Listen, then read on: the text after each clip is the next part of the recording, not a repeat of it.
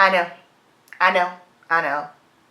Another ABH Subculture video. How many have you seen? How many have you seen so far? I want to know. Hey guys, what's up? What's going on? Welcome back to my channel. Anastasia Beverly Hills dropped the Subculture palette last Tuesday. I ordered mine when it went live on her website last Tuesday, and it got to me on Saturday. I am a huge Anastasia Beverly Hills fan. I'm a consumer. I'm an artist. I have plenty of her products. I have the Self-Made palette. I have the Mario palette. I have my favorite palette of life, Modern Renaissance palette. If you know me, you know that I am not a highlighter junkie by any means. However, I have the Sweets Glow kit. I love it. For my artistry kit on my clients, I love this lip palette, and I have two of the cream contour palettes here. I have the brow lifts, which I am rocking on my brows today. I have two of the foundations in Chestnut and Earth, and then this entire little stand here is full of ABH lip glosses. So, as you can see, she gets my coin. I love her products. However, as far as Subculture palette goes, I don't like it, and it's breaking my heart that I don't like it. Aesthetically, this looks gorgeous. I am obsessed with the color scheme that Norvina picks. That's the most interesting thing for me as far as eyeshadows go. I'm an eyeshadow junkie, so with Modern Renaissance, I think these colors are so unique in how they choose them and pick what colors to go into the palette. It just grabs my attention. Same thing when I brought my first palette, Self-Made palette. I was like, these colors and the scheme is just so interesting. And that's basically what happened with the Subculture palette. I was going to get the Sephora Pro palette, but when I saw this was coming out, I was like, scratch that. I'm going to get this. So this is what it looks like. I feel like the colors are so unique and popping. And I feel like there are cool tones in here, which is interesting to me because I'm not a cool tone kind of girl, but this palette was speaking to me. So I'm going to talk to you about troubleshooting. If you have the palette, how you can make it work. Now, I get it.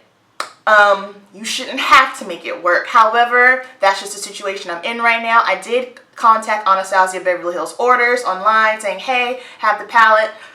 Not that great. Is there any way that I can exchange it? They said, unfortunately, we don't do exchanges. We only do returns. You can return it, get a full refund. So I was kind of like, okay, so here is what I have decided to do. I decided that I'm going to keep this palette and I'm going to take a L. I follow Norvina on social media, Twitter, Snapchat, Instagram, and from the looks of things, I feel like it sounds like they're going to press the palette harder. I feel like, I don't necessarily think that there are any just like horrible bad batches. What I think is, I think this is the formula straight up. I think this is what it is. They said that they made it softer. If you look on the back of the ingredients, it is different from the Modern Renaissance palette. I just think it's a matter of some got pressed more than others, and that's what it is. I think this is the formula.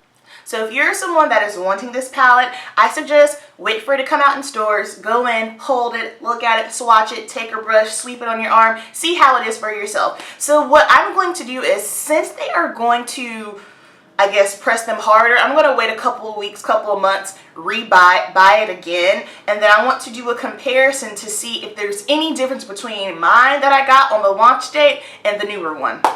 So that's the plan.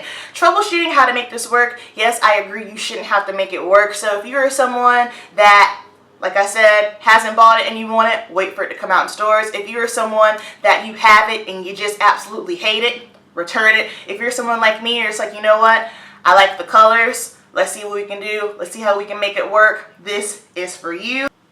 I know they've made a couple of statements online, and it's kind of like, I love Anastasia Beverly Hills. Miss Anastasia herself, she is a freaking fashion icon. She is hands down probably one of the most classiest ladies in the makeup industry, in the beauty industry right now at the moment. She is just like, she is something. Follow her on Snapchat. She's just so elegant, so classy. She's got so much tact.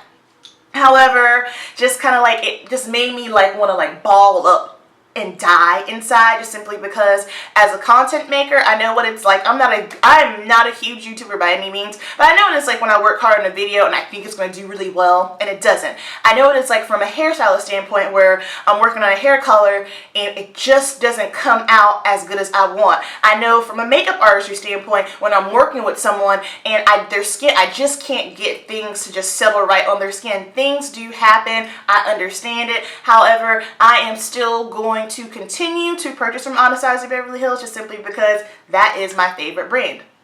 I love it. And things happen. None of us are perfect. I feel like some of the statements that were made online, though, I was kind of like, y'all can't sit here and act like this is our fault because modern Renaissance worked out just fine, so why are you trying to play us? But anywho, let's get into the palette.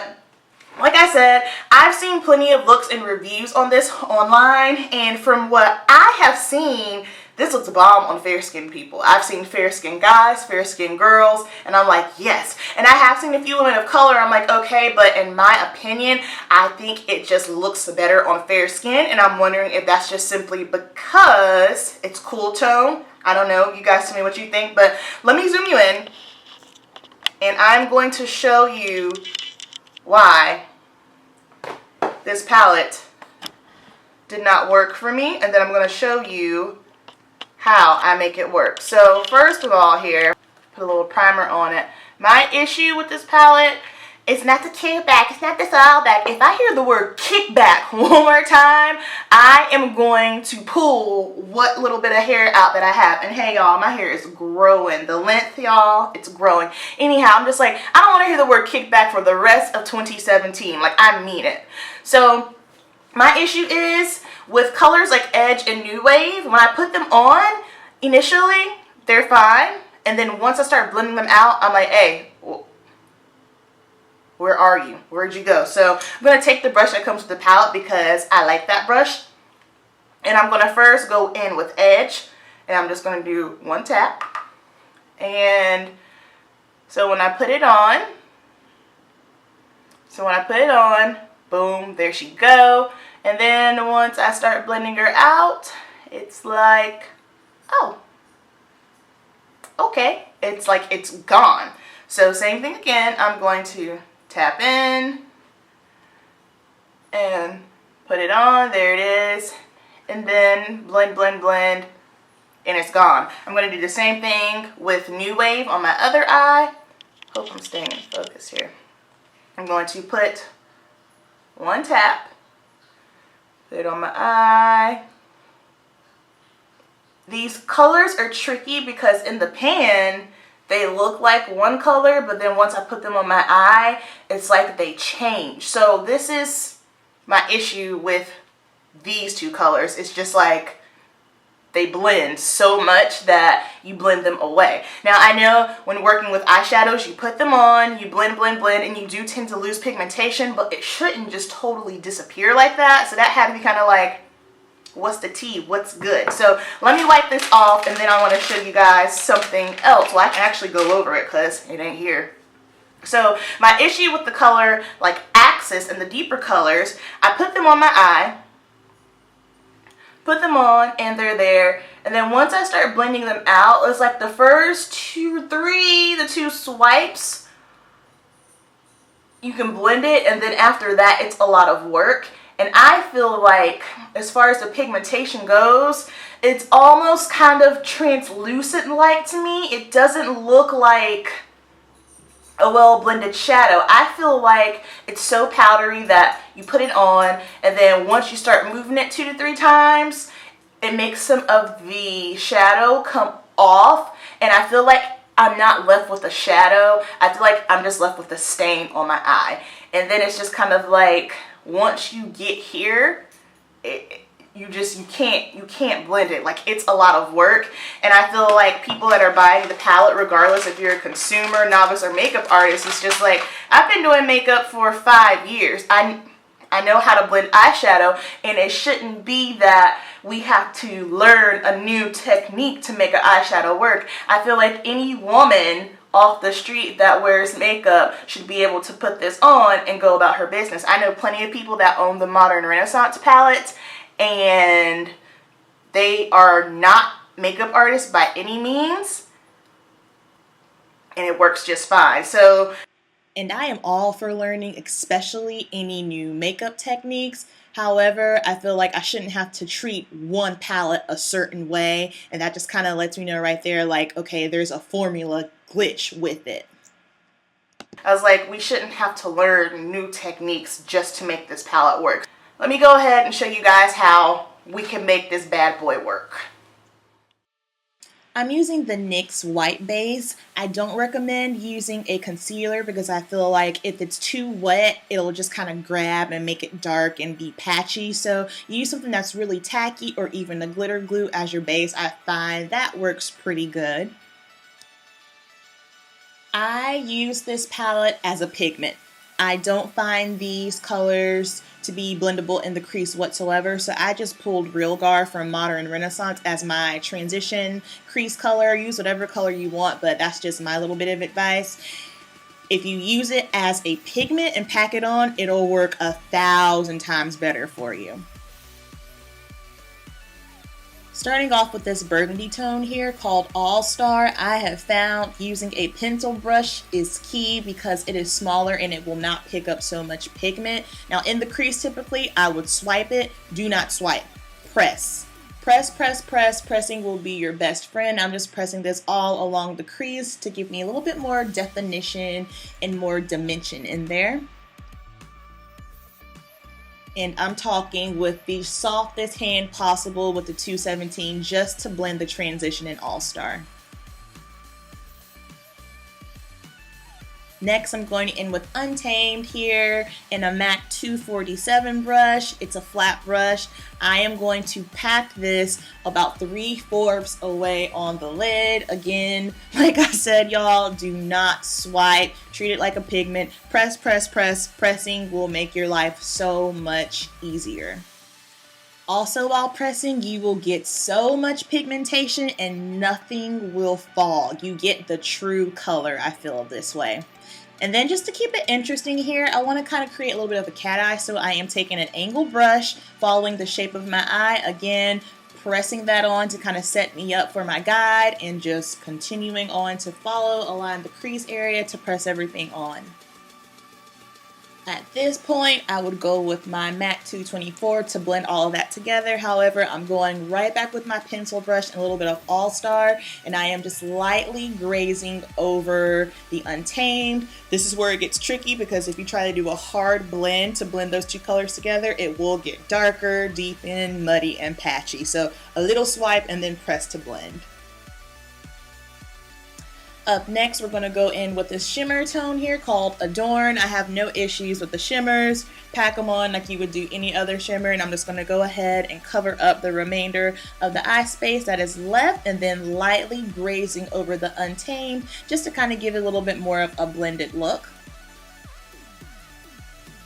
And then for the waterline here, I'm going to take that yellow color, I believe it's called Edge, and to make my eyes look a little bit brighter, I'm just going to pack this right into the waterline. I actually love the way this came out. It came out so dope.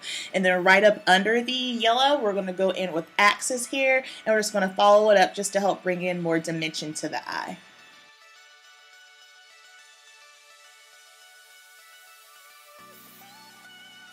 Next up, taking my favorite color from the entire palette, it's Cube. It looks white in the pan, but it's just beautiful, kind of pearlescent, pinkish purple tone, and you know that's going right in my tear duct. I feel like this color makes the look. It looks so cool. I like to put it right in the inner tear and bring it up a little bit in that inner crease.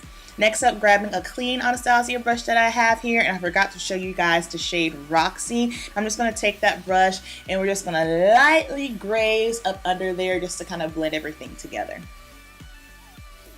Alright guys, all done. This is the final product. Let's get into my thoughts. I'm digging this eye look. However, did I have to work and be patient with it? Absolutely. What I love about this palette is the fact that these colors are so different from anything that I own. It really forces me to really step outside of my box because I have never ever created a look like this before. Like, I really think I think this palette is not your typical warm tone. It's not your flat cool tone. This is, to me, a edgy, grungier palette, and I like that because I don't own anything like it. However, to get this eye look is work. My recommendations are, like what I was doing, padding. Don't do your typical blending. Like, I feel like a major con for me with this palette is I can't do it how I do my standard stereotypical eye work. You have to go in and really be strategic, smaller brushes, pressing it. Don't go in and try to blend everything out, because if you go in like with your stereotypical MAC 224, start swirling and swirling, I know for me, I'm going to lose pigmentation, and then once I try to start building and blending colors together, it's almost as if it appears a little bit murky and patchy and flat. So if you are a beginner, a novice, you don't have any makeup artistry skill, I would not recommend you getting this palette right now, just simply because you do have to work with it.